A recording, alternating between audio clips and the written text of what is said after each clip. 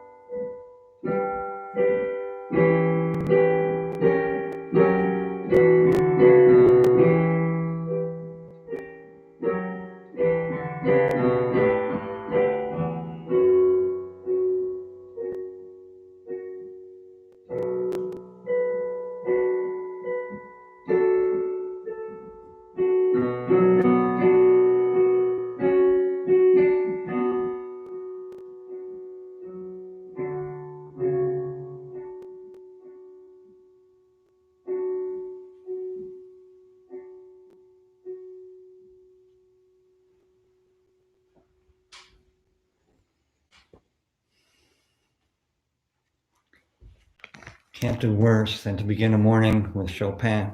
Thank you, Christopher. We've gathered once again, for worship. Why do we gather? Whether in a room together or on a screen. We gather knowing that we are stronger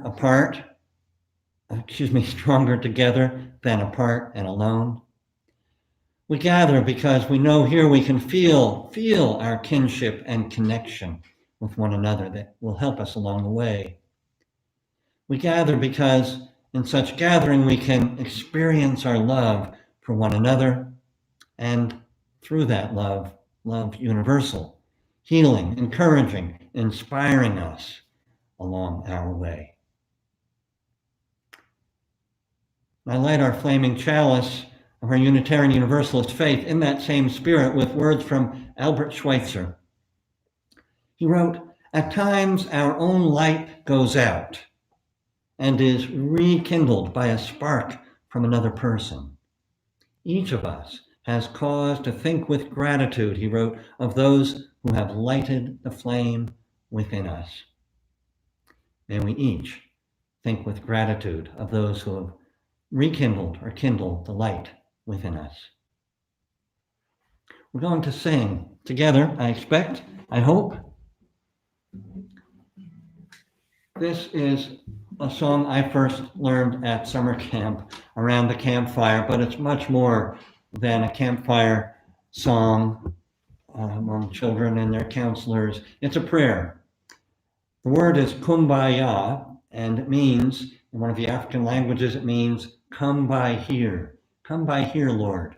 So it's a prayer in the midst of whatever we may be facing, whether we're laughing or weeping, as the song says. It was sung during the Civil Rights Movement from time to time as a way of garnering, feeling strength together again, rather than alone. Kumbaya.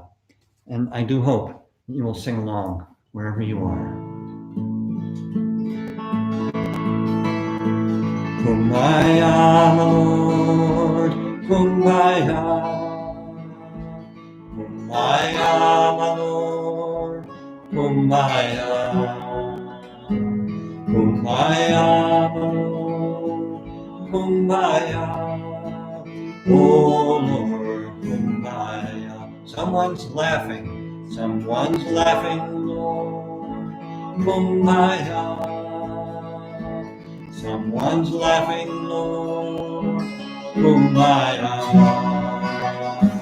Someone's laughing, Lord, kumbaya.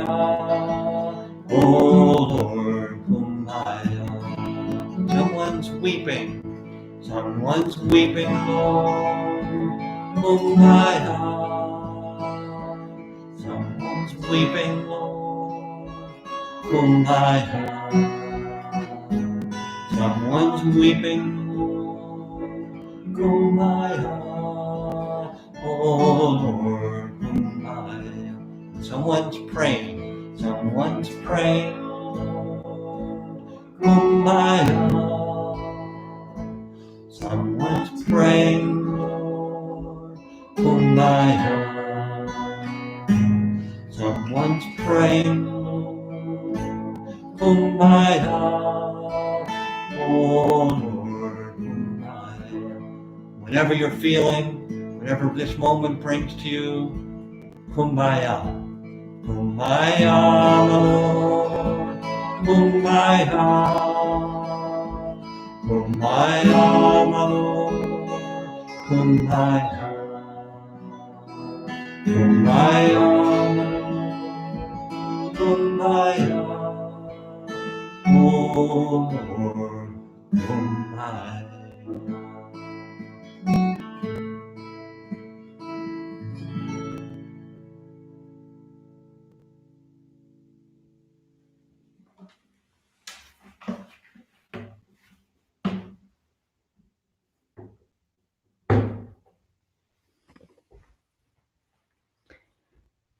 We come to our time of sharing joys, sorrows, concerns, during which we feel the Spirit, however we might name it, that has come to us. A number of you have asked a candle to be lit on your behalf. The first from Emily Elmore, to name and think of all the virus deaths and the families who grieve. May they find peace, she writes. Oh, I never did light the chalice. Oh my goodness. I will light the chalice in the spirit of those words from Albert Schweitzer.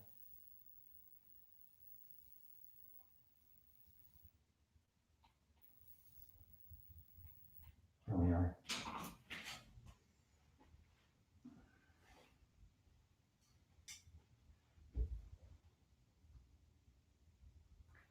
Again, this candle for those who grieve.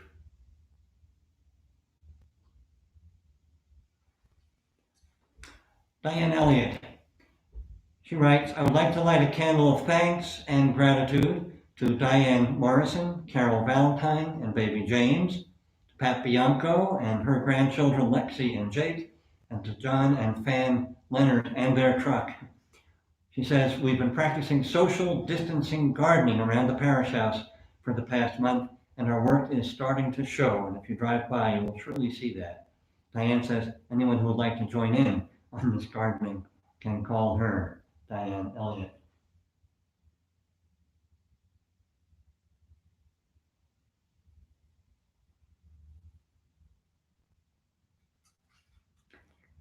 And this candle from Catherine Mays, who is a member of our Worship and Music Committee, a candle for the chair of that committee, Karen Churchill, whose birthday is this very day.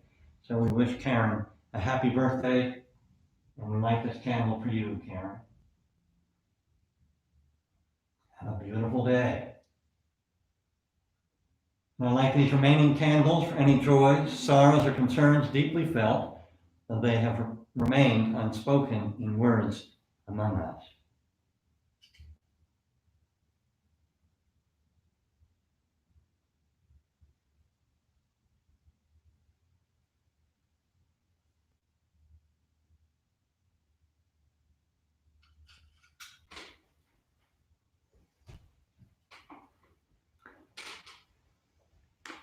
It's about this time of year that we ordinarily have a wonderful celebration as part of our worship in the meeting house to welcome those who signed our membership book during the last year. Well, we can't, that will have to be deferred, that in-person welcome, but I do want to at this time, and we could say that some of those final candles were lit for our new members. I'm just going to name them.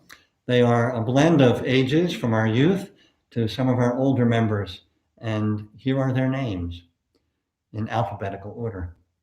Bridget Baines, Vanessa Bertner, Jennifer Bertner, Lily Bertner, Piper Carrillo, David Foss, Caitlin Gibson, Susan Julian, Elizabeth Murray, Angel West, Sierra West, Brooke Weirs, and Lorianne Yisley Drogan.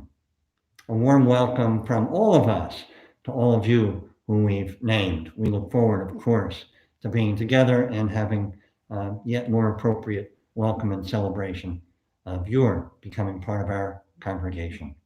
Thank you for becoming part of our congregation.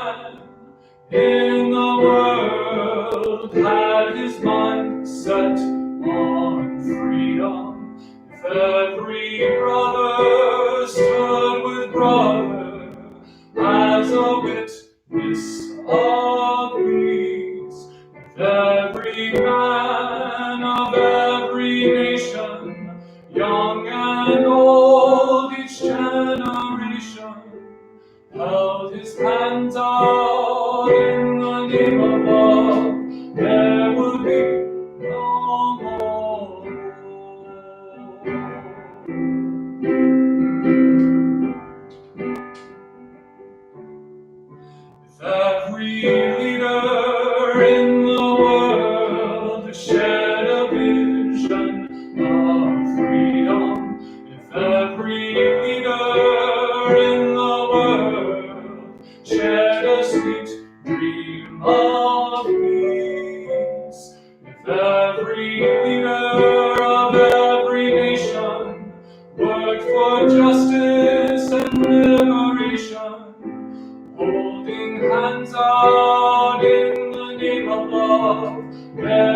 be no more war.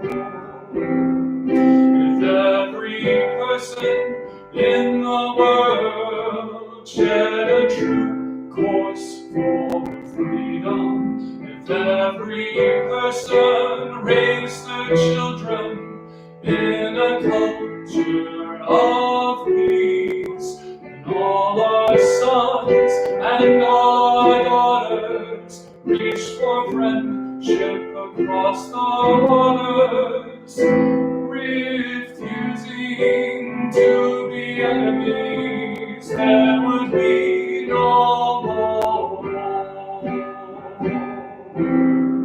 If every person in the world set a true course for freedom, if every person in the world shared a sweet dream of peace, if every person in every nation worked for justice and liberation, holding hands out in the name of love, holding hands out in the name of love, holding hands out in the name of love, there would be no more war.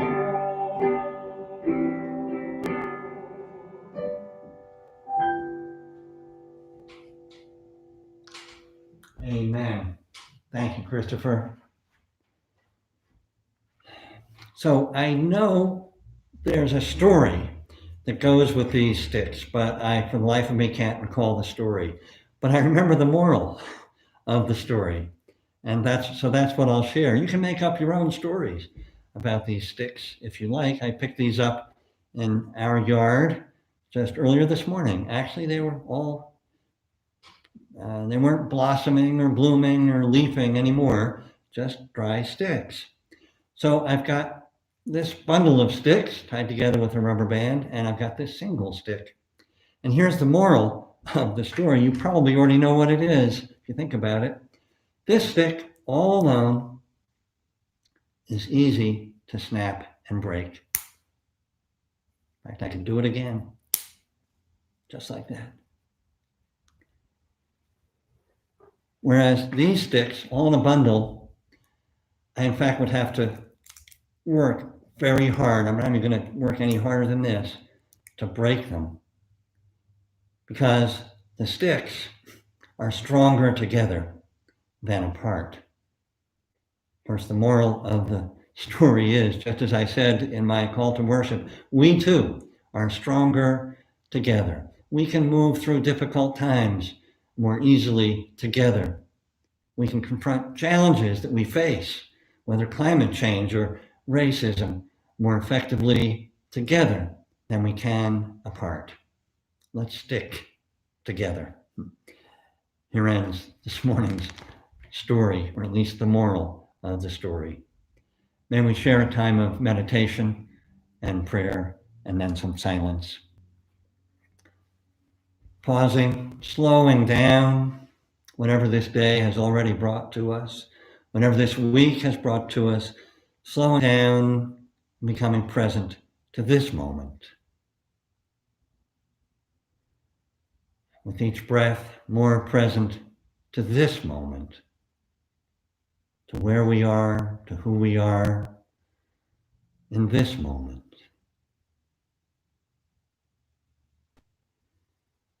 And from this deeper presence, our prayers arise, the yearnings of our hearts. Prayers to the God of whatever name and beyond all names.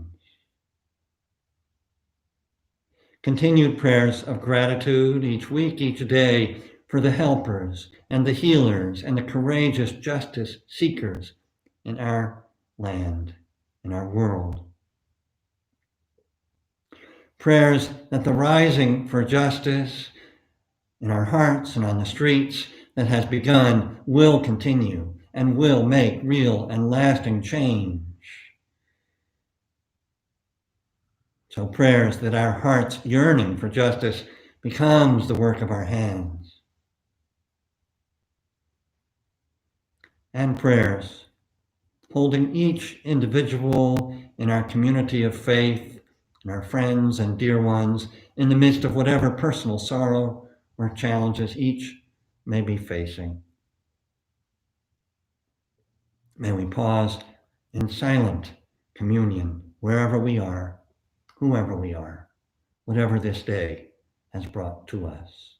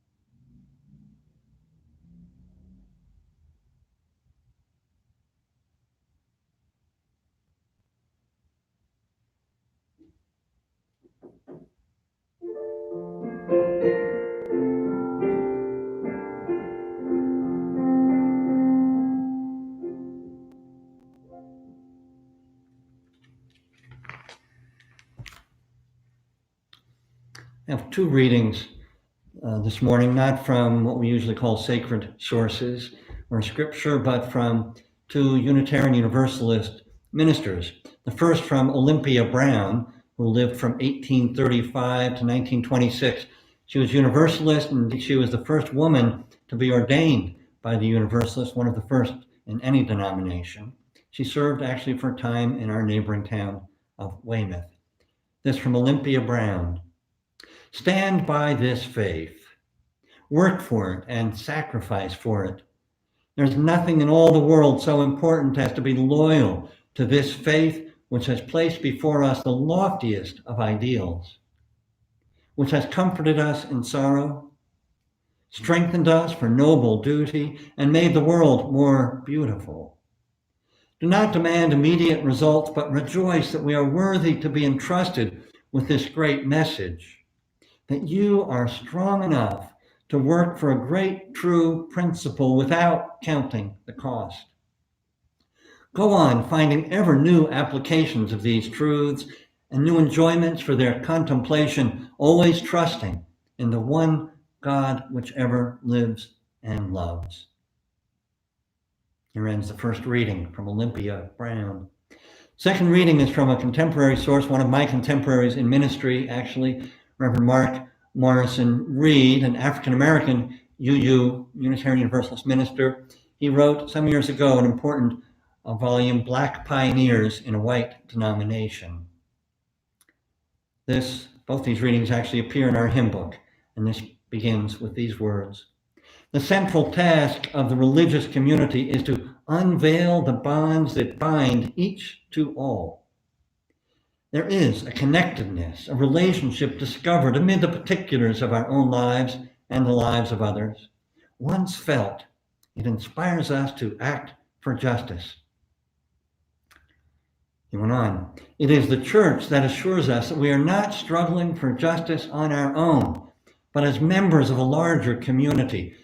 The religious community is essential, for alone our vision is too narrow to see all that must be seen, and our strength too limited to do all that must be done.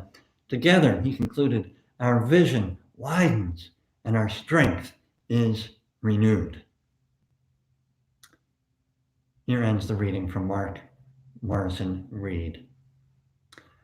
The music we're going to hear now the words come from Theodore Parker, a Unitarian minister in the mid-19th century, active in the abolitionist movement and in just about every social justice cause of the time. Be ours a religion.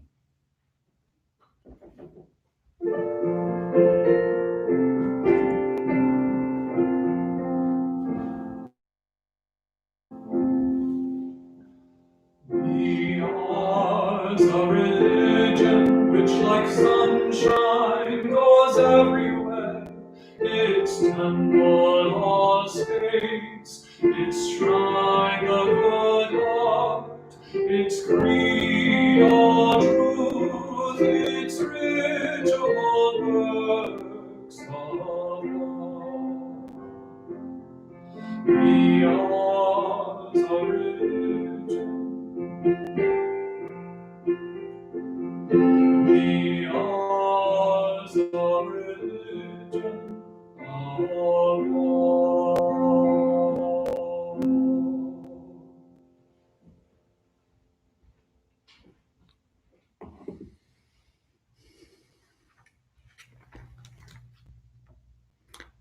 I've been thinking this week as I knew we were going to recognize our new members. We've been gathering in such a different way in these past weeks. So I've been wondering, what sort of congregation is this? If it's not a building, and it's not people gathered, but it's still a congregation, still a church, what sort of place are we? What sort of place did you join, you new members and all of you who are members? Well, years ago, actually decades ago, as I was in the midst of career discernment that included the possibility of parish ministry, I found myself wondering about the value of religious community, of congregations, particularly liberal congregations such as ours, Unitarian Universalist. After all, I thought, if you wanted intellectual stimulation, there are plenty of books. There are lectures by speakers maybe more practiced and inspiring than the ordinary minister. And if you wanted to hear beautiful music, well, there were concerts of all sorts by professionals, world-renowned musicians, quite possibly, I thought then, more beautiful, with more varied styles and forms than the music offered often by amateurs in churches. And if you wanted to change the world, well, there are innumerable social change and peace organizations, social justice. You could join them, and these organizations may be way more effective than the average congregation, more focused. Spiritual nourishment, how about meditation classes and yoga? Counseling, plenty of highly trained counselors out there, psychologists, social workers, and so on. Yet, as you may have noticed, here is where my career discernment led me, after all, serving a Unitarian Universalist congregation, now almost 33 years. What did I figure out? And why, after all, as I said, did you find your way here? Some of you far longer than I've been around this place. Some of you just in recent months or years. Some of you may be just exploring, trying this out. What sort of group, congregation, organization did you think you were joining or exploring? What sort of group, what sort of church do you hope we are? Do you hope we will be? Well, I, of course, can only speak for myself. My discernment had led me to a conclusion that I've held for all these decades since. That, well, yes, there are plenty of other opportunities in this world of ours to stretch the mind, to open the heart, to nourish the spirit, and plenty of other ways to serve others, to work for social change, and so on. But here, in a congregation such as ours, we are held in community as whole persons, whole human beings, held in community as whole persons. No small thing in our fragmented, rushing around world. No small thing at all. And here, as you heard me say in the call to worship and then in the story, we know, because we've experienced it, that we're stronger together than when separate and alone, apart. Here we feel kinship and connection helping us along our way. Here we experience, rather than only imagine or conceptualize, our love for one another, and through that love, universal by whatever name, healing, encouraging, inspiring us for whatever the next days may bring. A few years ago, we acquired a banner from the Unitarian Universalist Association that reads, in big, beautiful letters, "Nurture your spirit, help heal our world." In smaller letters, Unitarian Universalism. Nurture your spirit, help heal our world. And I think that says just about all that needs to be said about the unique purpose and power of religious congregations, of our congregation too, included. And I don't know about you, but during these days of pandemic and the rising for justice, I feel the need more than ever for this purpose and power in community. Because to begin with, the opportunity we have here to deepen our spiritual lives feels all the more important right now, when we can so easily feel unmoored in this changed world, changed in so many ways. To deepen our spiritual lives in community as we share with one another the truths of our lives, share the questions that maybe keep us up at night, share helping hands with one another in the vicissitudes of our personal lives, and sometimes just share silent communion, shared presence. And because we have the shared opportunity here to educate ourselves to the issues we face as a nation and world, and to discern how we can best make a difference, each of us and all of us working together to help heal our world. And all this feels more important to me, maybe to you too, than ever. So I don't know about you, but in relation to the challenges we collectively face these days of living with coronavirus and reckoning with racism, I would feel more alone, even helpless, were it not for being part of religious community, of this community of love and care, and part at the same time of our Unitarian Universalist faith, connecting us to others across our nation, indeed, around the world.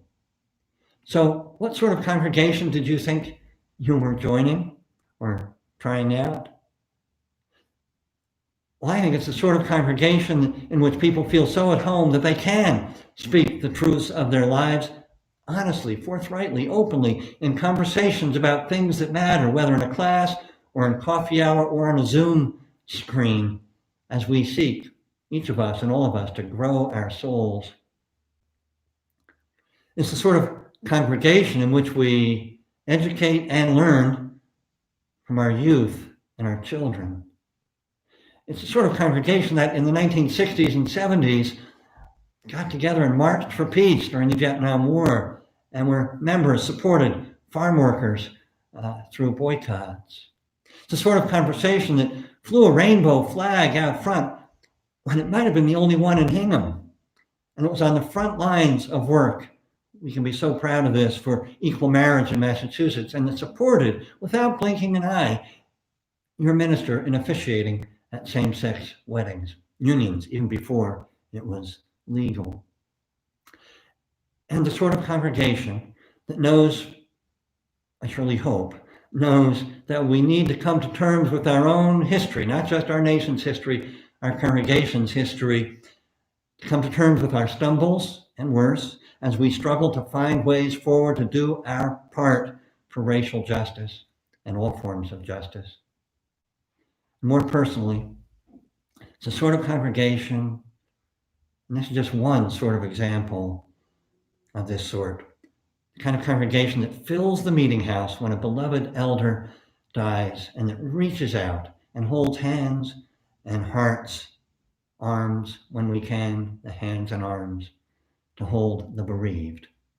I know that it is that sort of congregation.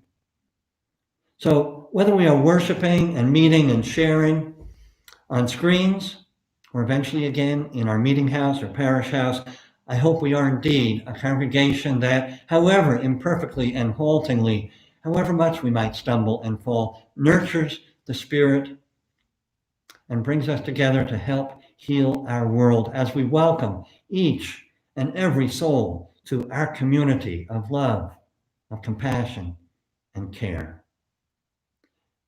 And indeed, I can tell you this, I would not have devoted decades of my life to Unitarian Universalism and to this Old Ship Church were we not ever striving to be this sort of congregation. And may this striving that we share ever be so. Amen. I invite you to sing with Christopher and me. You may know this without a book. We did send the words out, and if any of you have hymn books, it's number 170. We are a gentle, angry people, and it's appropriate for Pride Month since it was written in relation to the murder of Harvey Milk, a gay city councilman in San Francisco, but it's appropriate to all the ways in which we need to be together to seek justice. We are a gentle, angry people. It's number 170 in our hymn books. We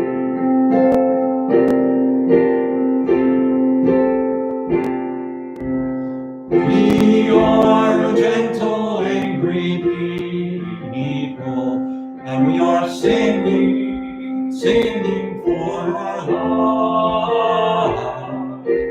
We are a gentle, angry people, and we are singing for our lives.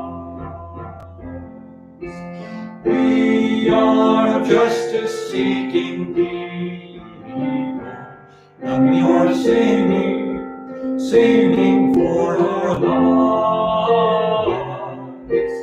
We are a justice-seeking people, and we are singing for our lives.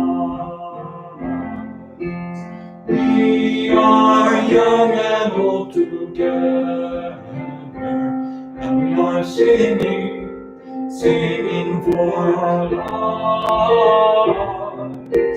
We are young and old together, and we are singing for our lives. We are a land of many colors, and we are singing for our lives. We are a land of many colors, and we are singing for our lives. We are gay and straight together, and we are singing for our lives. We are gay and straight together, and we are singing for our lives. We are a gentle, loving people, and we are singing for our lives.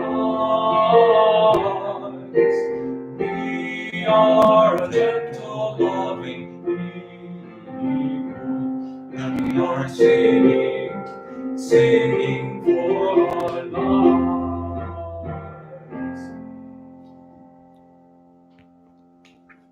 Singing for our lives. May we pray for our lives and the lives of others, all of our brothers and sisters.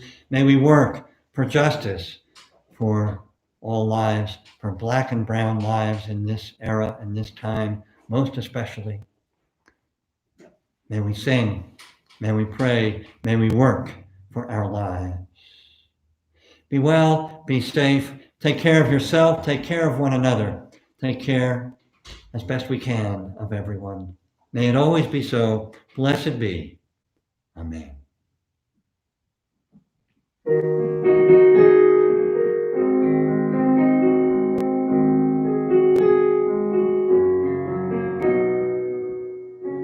When we are singing, we are bound together. When we are sharing, we are free to be.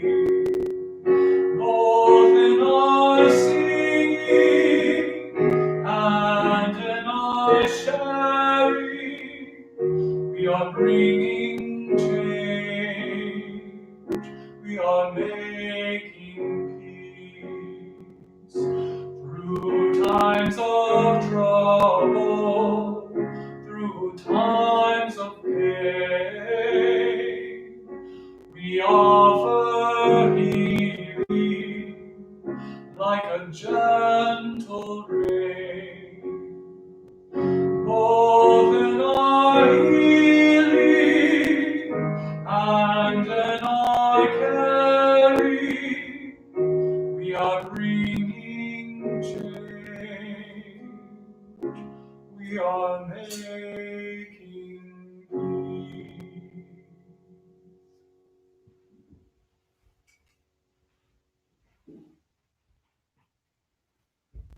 We extinguish these flames, but not the love with which they were lit.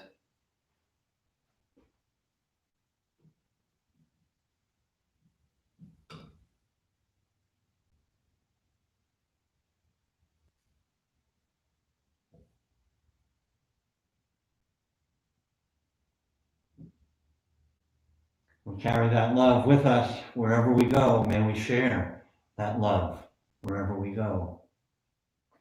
And I extinguish this, the flame of our faith.